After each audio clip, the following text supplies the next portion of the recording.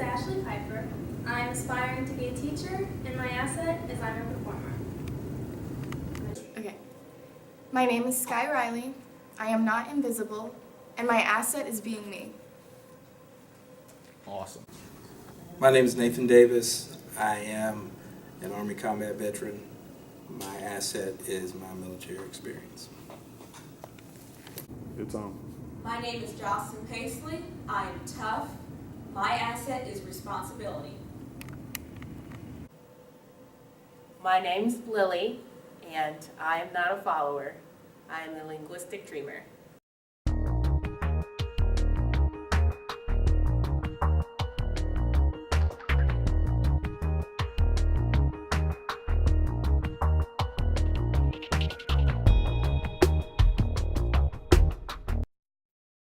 I am a linguistic dreamer because I believe it's important to be able to communicate with people from other cultures, as well as have an understanding of where they come from, and it makes you a better person, and it makes the opportunities that you have in life more diverse if you're able to be more culturally aware of other people and where they come from.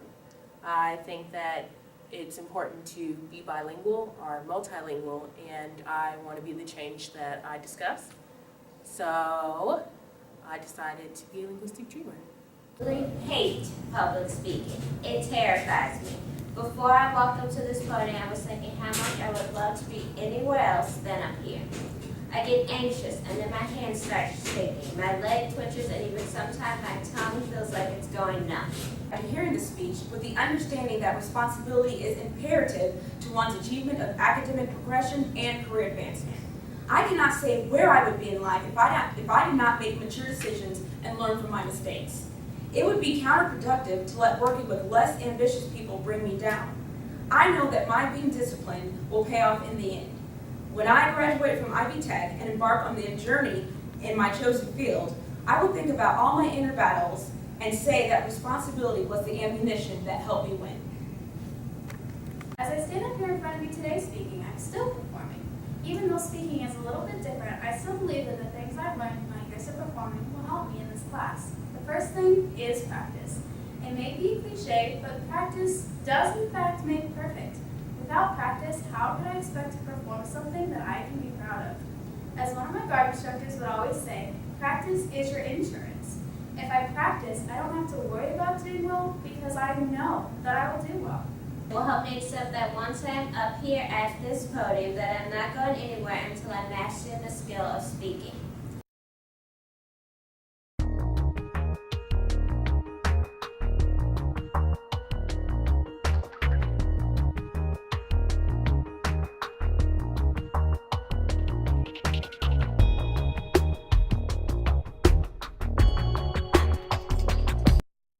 It will help me accept that once I'm up here at this podium that I'm not going anywhere until I master the skill of speaking. The persistent part of me was what got me through my U.S. government class my senior year. Before I had stepped into the room, I knew the teacher I would have to deal with was a no-nonsense, evil little man.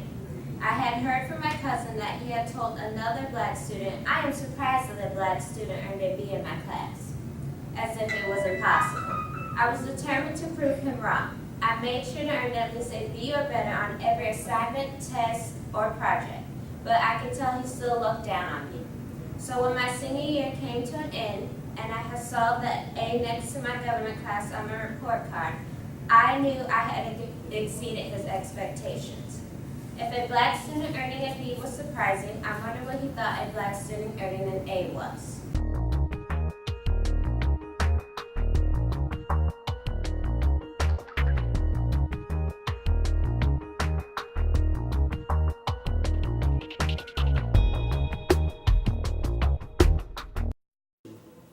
I think that the value of identity when it relates to education is that each person is different and their identities likewise are different, and each person brings something to the table.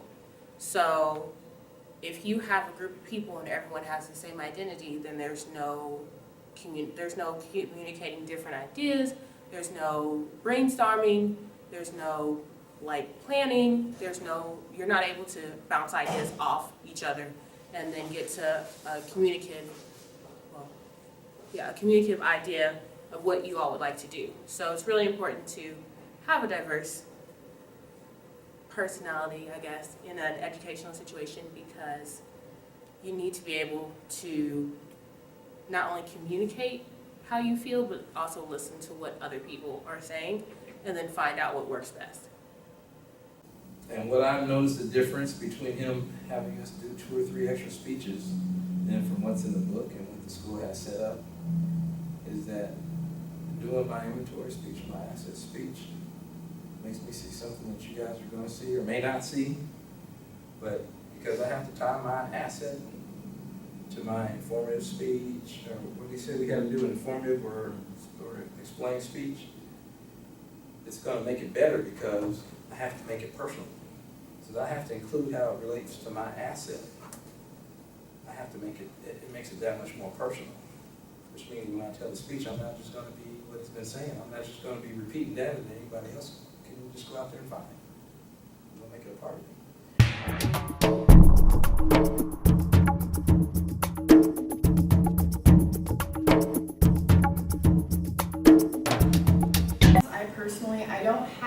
I don't have the necessary foundation to even try and connect people like this, because we don't sit down like this. Our input does not matter. If you don't like the grading system, if you don't like the way it works, that's just on you. You can leave the class or whatever.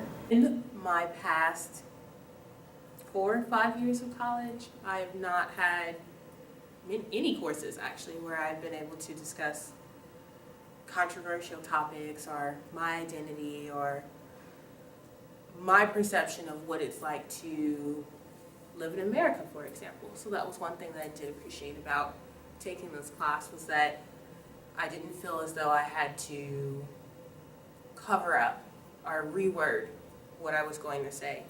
I could say something that might come across as controversial, and then the class would engage.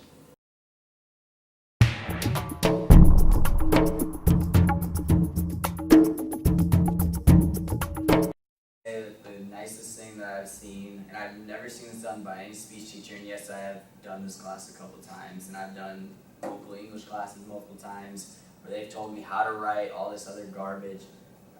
He's the only professor that I've seen where he's actually done his work. And when I say that, I mean like, he actually came up here and did his asset speech in front of us. I've never had a teacher actually demonstrate their own capabilities, because normally I just write off a teacher as, oh, you're just doing this so you can get paid. I mean, that's cool and all, but like he went like one step above that, and he came out, he was honest with us, he was open with us, he told us what his life was. We knew his background, we knew his credentials, we knew him as more than just like the teacher, we knew him as capable of being our teacher. So I think that was my #1 thing, was when he came in and he did his asset speech and he kind of showed us all up.